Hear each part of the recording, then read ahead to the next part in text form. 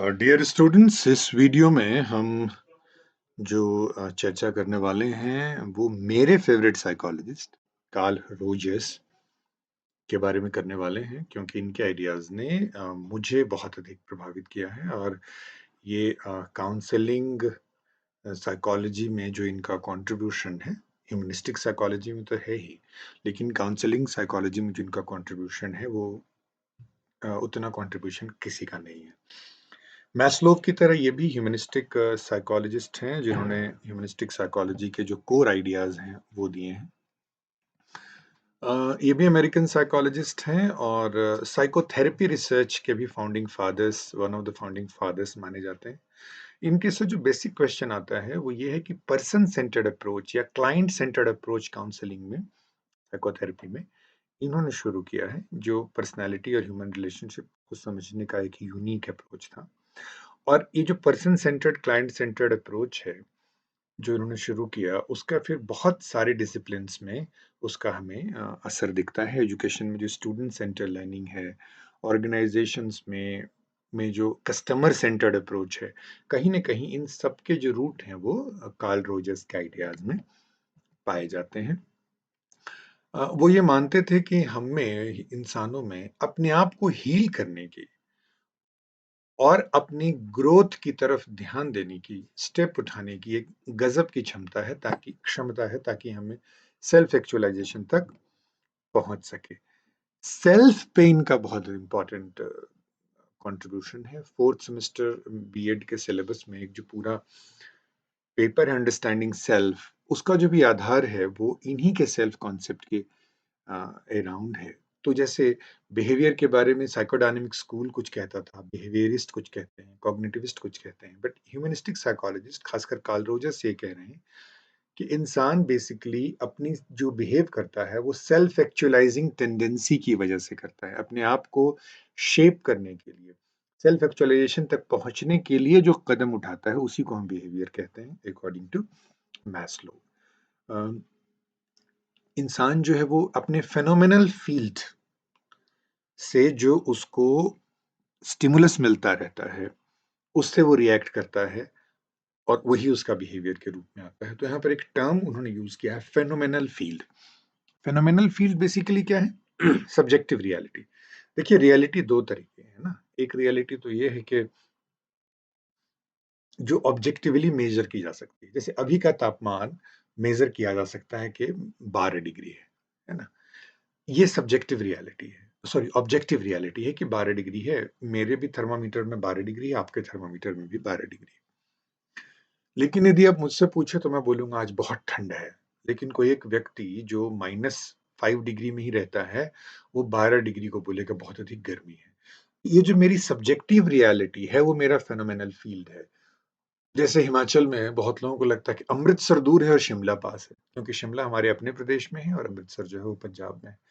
अब आप देखें कि अ, हम जो रिएक्ट करते हैं, हम अपने फेनोमेनल फील्ड के साथ रिएक्ट करते हैं। और जो सब्जेक्टिव रियलिटी है, फेनोमेनल फील्ड क्या है? हम जिन चीजों के बारे में अवेयर हैं, जिसमें ऑब्जेक्ट्स हैं, लोग हैं, बिहेवियर हैं, हमारे विचार हैं, हमारे इमेजेस हैं, आइडियाज हैं, उसको उन्होंने फेनोमेनल फील्ड या सब्जेक्टिव रियलिटी कहा है।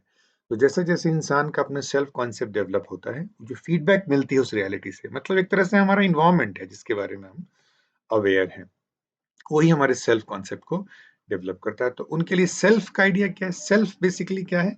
Organised and consistent set of perception and belief about one self. मेरा अपने बारे में जो विचार हैं, जो दृष्टि है, उनका जो कुल योग है, उनकी जो पूरी व्यवस्था है, उनका जो कंसिस्टेंट सेट है, उसको, वही मेरा सेल्फ कॉन्सेप्ट है। तो उनके लिए पॉजिटिव सेल्फ कॉन्सेप्ट बहुत इंपॉर्टेंट है, और उसी से हमारी इमेज, सेल्फ इमेज भी बनती है। अब रियलिटी से वो मैच करे जरूरी नहीं है। मुझे ऐसा लगता है कि मैं बहुत खराब गाता हूँ, लेकिन लोगों को लग सकता है बहुत अच्छा गाते हैं। लेकिन मेरी जो अपनी सेल्फ कॉन्सेप्ट है वो अपने आप को मेरी बैड सिंगर की है। बेशक वो realities, it's could be other way around also, है ना। मुझे लगता है कि मैं बहुत अच्छा सिंगर हूँ, बट सोसाइटी को लगता है कि मैं बहुत खराब गाता हूँ। तो सेल्फ कॉन्सेप्ट और रियलिटी में पूरी तरह फिट हो जरूरी नहीं है।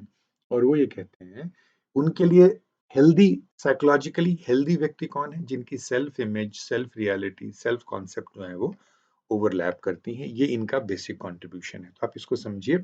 वो कहते हैं कि अल्टीमेटली साइकोथेरेपी का या साइकोलॉजिकल सर्विसेज का उद्देश्य क्या है? कॉन्ग्रुएंट पर्सनैलिटी डेवलप करना, क्योंकि जो कॉन्ग्रुएंट पर्सनैलिटी है वही सेल्फ एक्चुअलाइज्ड व्यक्ति हो सकता है। तो उनकी हिसाब से इनकॉन्ग्रुएंस क्या है? वो ये कहते हैं कि हमारी एक्चुअल सेल्फ और मेरी इमेज और जो मुझे लगता है कि होना चाहिए, इनमें जितना ज्यादा गैप होगा मेरी पर्सनैलिटी में उतनी ही ज्यादा इनकॉन्ग्रुएंसी होगी। दूसरे शब्दों में इसको मैं समझाता हूं आपको। मैं जैसा हूं और मुझे लगता है जैसा मैं हूं और मुझे लगता है जैसा मुझे होना चाहिए, इनके बीच में गैप जितना ज्यादा होगा मेरी पर्सनैलिटी की इनकॉन्ग्रुएंसी उतनी ही ज्यादा होगी। कॉन्ग्रुएंट पर्सनैलिटी क्या है? जब हमारा जैसा मैं हूं और जैसा मुझे लगता है कि मैं हूं और जैसा मुझे लगता है मुझे होना चाहिए, वो बिल्कुल मैच करेगा तो कॉन्ग्रुएंसी है। बट रियल लाइफ में ये कंप्लीट मैचिंग कभी भी पॉसिबल नहीं है। तो ये अगला जो डायग्राम है वो ज्यादा रियलिस्टिक है। आप देखो इनकॉन्ग्रुएंट में क्या है? सेल्फ इमेज और आइडियल सेल्फ में गैप जो है वो बहुत ज्यादा है। कॉन्ग्रुएंसी में आप देख रहे हो कि पूरी तरह फुलफिल नहीं होता है। जैसे पिछले डायग्राम में आपने देखा था ना, true self, ideal self, self image इकट्ठा है। इसमें आप देखो कि आप ओवरलैप बढ़ गया है, कंप्लीट कॉन्ग्रुएंसी पॉसिबल नहीं होता। तो इनकॉन्ग्रुएंट पे हम क्या देख रहे हैं कि सेल्फ इमेज आइडियल सेल्फ से डिफरेंट है, थोड़ा सा ओवरलैप है, और यहाँ पर सेल्फ एक्चुअलाइजेशन अर्थात फुलफिलिंग लाइफ जो है वो मुश्किल होगी। बट कॉन्ग्रुएंसी में ऐसा नहीं है। सेल्फ इमेज और आइडियल सेल्फ में सिमिलरिटी ज्यादा है, ओवरलैप ज्यादा है, और ये व्यक्ति सेल्फ एक्चुअलाइजेशन की तरफ ज्यादा बढ़ेगा। और जैसे जैसे बढ़ेगा ओवरलैप जो है वो बढ़ता जाएगा, और धीरे धीरे आइडियल वर्ल्ड में ये दोनों सर्कल जो है वो पिछले डायग्राम जैसे तीनों सर्कल सेम हो जाएंगे। तो आइडिया क्या है कि कंसिस्टेंट और कॉन्ग्रुएंट पर्सनालिटी जितनी होगी हमारा सेल्फ वर्थ उतना ही ज्यादा होगा। हमको लगेगा कि हम ज्यादा मूल्यवान हैं, ज्यादा वैल्यू, हमारी मेंटल हेल्थ की प्रॉब्लम्स उतनी कम होगी। इसके लिए जरूरी है कि लोग हमको पॉजिटिवली देखें और हम भी अपने आप को पॉजिटिवली देखें। We need to be feel valued, respected, treated with affection and loved. इसी के लिए एक बहुत इंपॉर्टेंट टर्म है अनकंडीशनल पॉजिटिव रिगार्ड, जो काउंसलर्स के लिए सबसे इंपॉर्टेंट फ्रेज माना है। और अनकंडीशनल पॉजिटिव रिगार्ड कि दूसरे के प्रति हमारा रिगार्ड पॉजिटिव है। पॉजिटिव का मतलब अच्छा के सेंस में नहीं है, पॉजिटिव का मतलब यहाँ पर ओपन के सेंस में है। जैसे मान लो मेरे काउंसलिंग सेंटर में एक व्यक्ति आया है जो रेपिस्ट है, ड्रग्स बेचता है, और जितने भी तरह के 2 मर्डर करके आया हुआ है। अब उसके लिए मेरे मन में पॉजिटिव भाव तो नहीं होगा, लेकिन पॉजिटिव का मतलब है कि दैट पर्सन कैन चेंज। इस विश्वास के साथ मैं उसके साथ बात करूंगा। This is known as positive regard. Unconditional, क्योंकि आपने देखा होगा हर रिश्ते में आपने अपने पेरेंट्स के हिसाब से सब्जेक्ट नहीं लिए, शादी नहीं की, तो वो आपको घर से निकाल देते। आप देख रहे हो हर रिश्ते में कंडीशंस लगे हैं। तो वो बोल रहा है कि मेरे खुद के विकास के लिए और मेरे क्लाइंट, काउंसलिंग के क्लाइंट के विकास के लिए जरूरी है कि मेरा अ, जो उसके प्रति रवैया हो अनकंडीशनल पॉजिटिव रिगार्ड का हो, जहां पर व्यक्ति पूरी तरह स्वीकार है अपनी कमियों के साथ। वो क्या महसूस करता है, क्या करता है, वो इम्पोर्टेंट नहीं। आपने अपनी लाइफ में भी देखा होगा कि आपकी लाइफ में भी 1 या 2 व्यक्ति ऐसे हैं जिनसे जो आपके अच्छे बुरे सबके बारे में जानते हैं। आप सब कुछ उनसे शेयर करते हैं, क्योंकि आपको पता है वो आदमी आपको जज नहीं करेगा। आप जैसे ही आप उसको वैसे स्वीकार करेंगे। तो रिलेशनशिप, लेकिन ऐसा नहीं कि अगला व्यक्ति आपको कंट्रोल कर रहा है, कंट्रोल आप ही कर रहे हैं। बट अगला है आपको एक्सेप्ट कर रहा है, आपको वैल्यू कर रहा है। तो पर्सन सेंटर्ड क्यों कहते हैं? क्योंकि पर्सन जो है, इनके पूरे अप्रोच को, रोजर्स के अप्रोच को पर्सन सेंटर्ड कहते हैं, क्योंकि पूरे डिस्कोर्स के, पूरे इनिशिएटिव के, पूरे इंटरवेंशन के केंद्र में व्यक्ति जो है वो केंद्र में है। और कोई भी रिलेशनशिप जिसमें कि इनकॉन्ग्रुएंस घटती है, चाहे वो हस्बैंड वाइफ की हो, दोस्त की हो, 2 भाई बहन की हो, 2 बहनों की हो, टीचर स्टूडेंट की हो, जितनी ही इनकॉन्ग्रुएंसी रिड्यूस होगी उस रिलेशनशिप को उन्होंने कहा थेरेप्यूटिक है, थेरेपी है, इलाज हो रहा है रिश्ते का। जो हमारे मानसिक घाव हैं, जो साइकोलॉजिकल वुंड्स हैं, वो हील हो रहे हैं रोजर्स के अनुसार। और इसके लिए 3 इंपॉर्टेंट चीजें वो बताते हैं। अनकंडीशनल पॉजिटिव रिगार्ड, वो मैं डिस्कस कर चुका हूँ। एम्पैथी, एम्पैथी और सिंपैथी में बेसिक फर्क क्या है? सिंपैथी में होता है I know how you feel, but empathy में I feel how you feel, you know. ये जो डिफरेंस है वो एम्पैथी है। तो रिलेशनशिप में भी, काउंसलिंग को भी उन्होंने रिलेशनशिप ही कहा है एम्पैथी बहुत इंपॉर्टेंट है और genuineness, you are really there to help that person. तो आप ये चीज आपने कम्युनिकेट कर दिया। जब मैं काउंसलर्स की ट्रेनिंग कराता हूँ तो 3 दिन ये चीज हम कैसे डेवलप करें उसी पे डिस्कस करते हैं। तो ये रोजर्स का ही बहुत इंपॉर्टेंट कंट्रीब्यूशन है। अनकंडीशनल पॉजिटिव रिगार्ड, एम्पैथी और जेन्युइननेस, इसी को 3 नेसेसरी एंड सफिशिएंट कंडीशंस कहते हैं। गुड रिलेशनशिप की भी, किसी भी रिलेशनशिप की, काउंसलिंग रिलेशनशिप में तो ये होनी ही चाहिए। आपने रियलाइज किया होगा कि यदि आप ह्यूमन रिलेशनशिप में ये 3 चीजें, जिनके आपके जिनसे भी अच्छे रिश्ते हैं, टीचर से, फ्रेंड से, पेरेंट से, आप देखेंगे कि उनमें कहीं ना कहीं यही जो रीजन है। एक चीज और वो इस्तेमाल करते हैं कई बार, वार्मथ, एक और जो शब्द है वो इस्तेमाल करते हैं।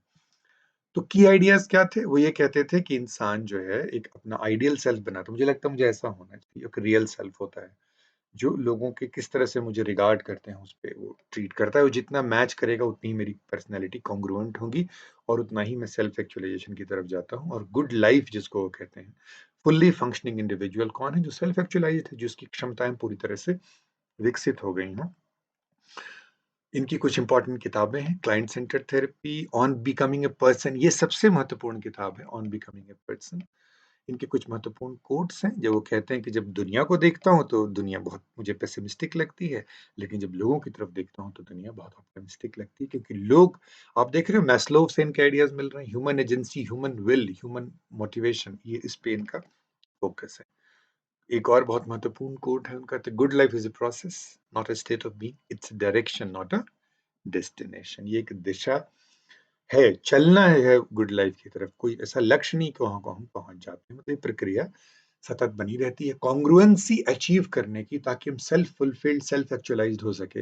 वो यात्रा हमारी निरंतर चलती रहती है। तो इनसे जो क्वेश्चन पूछे जाते हैं वो client centred, person centred approach से पूछे जाते हैं, ideal self, self image, self worth, उससे पूछे जाते हैं, और ऑन बिकमिंग ए पर्सन जो किताब है उससे पूछा जाता है।